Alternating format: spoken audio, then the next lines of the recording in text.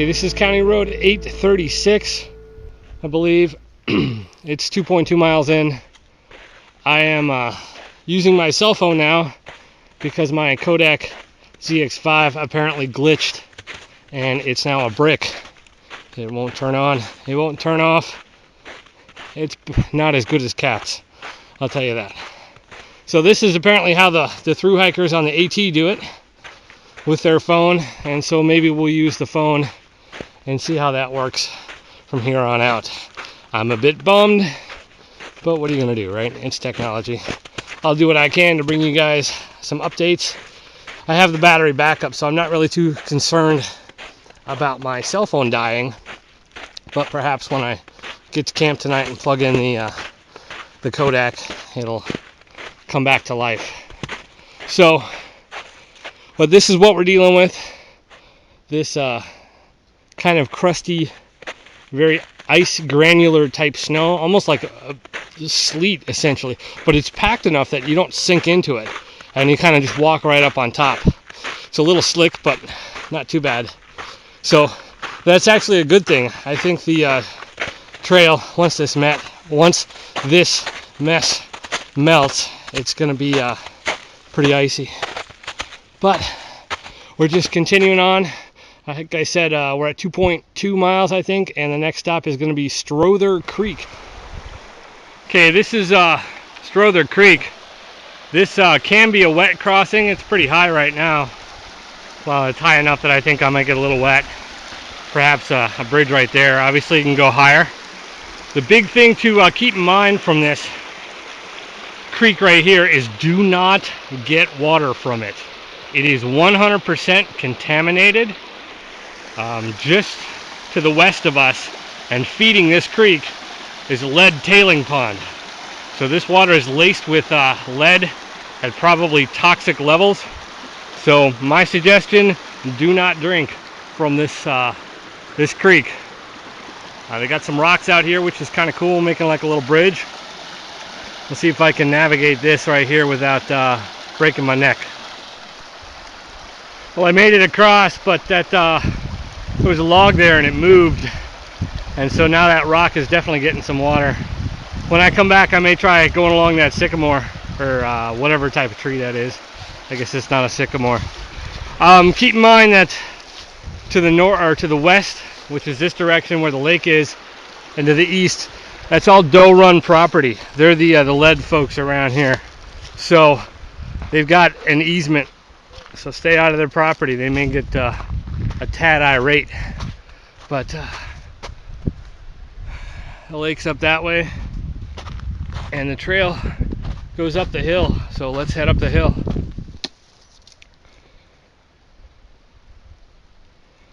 This is looking down onto a little creek, I'm pretty sure. Trail is going to follow this ridge and then drop down, so let's go check it out. Okay, here we are down at Little Creek. So that's over there where I stopped last time. Still looks the same. Check out this massive algae growth though. I don't know if you can see that or not. That's pretty nasty. I think I would probably skip getting water from here even if I had a filter. That is just disgusting. But I would assume that everything from here to Bushy Creek is probably considered suspect due to the lead operations in the area. That tailing pond.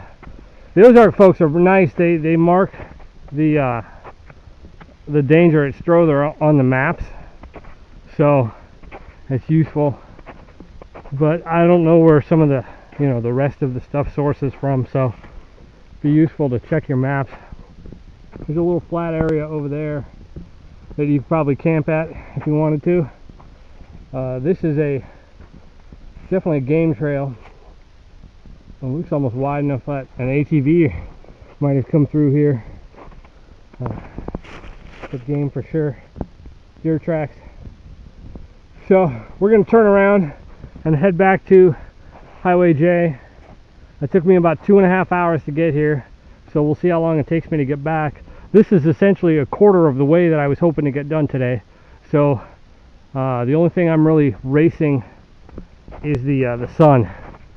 But I can come in a little bit later than I normally would, because I know that Sutton Bluff has that good campsite, and I won't have to clear anything. I could just, you know, come drop my tent and I'm good to go. So that's the only concern is the sun we're racing.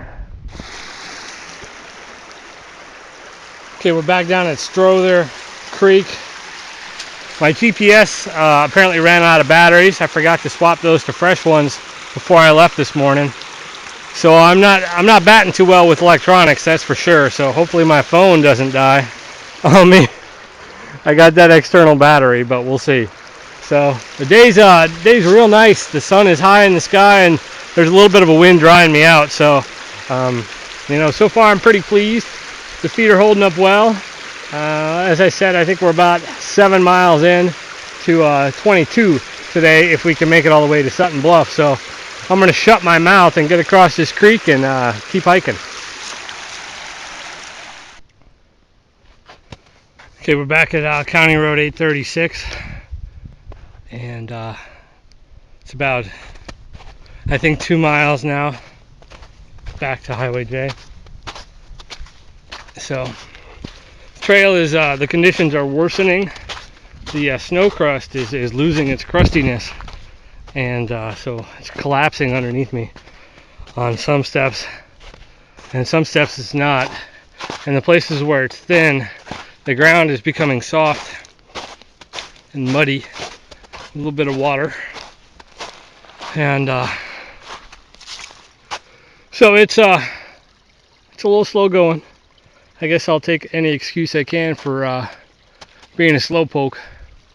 But it's 10 after 1 right now, so I think we're making decent time. Sun's still up in the sky, so I'm gonna keep walking. And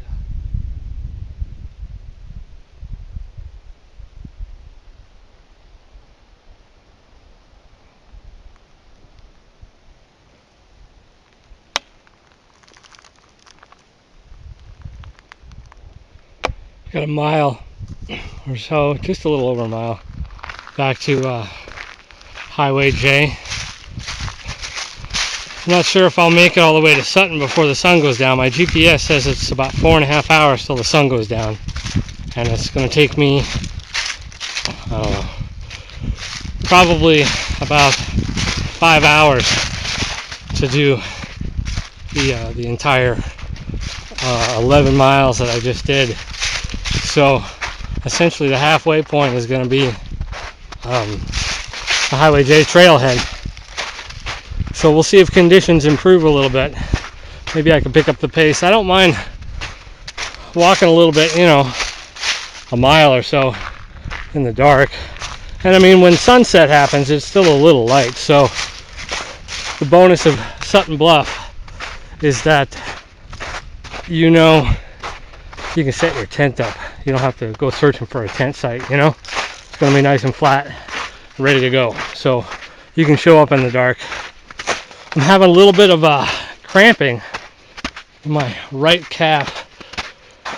I don't know what that's about, but you know, it seems to come and go.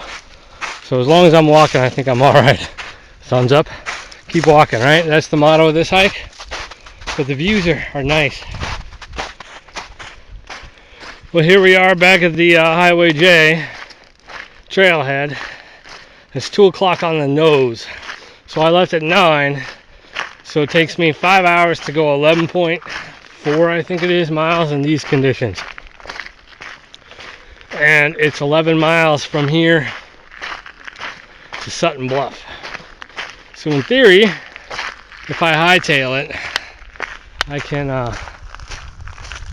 make it there by 7:30. The horses are out running. Such a beautiful sight to see horses run. I'd love to see the wild horses out west. You know, just a whole herd of them just going to town.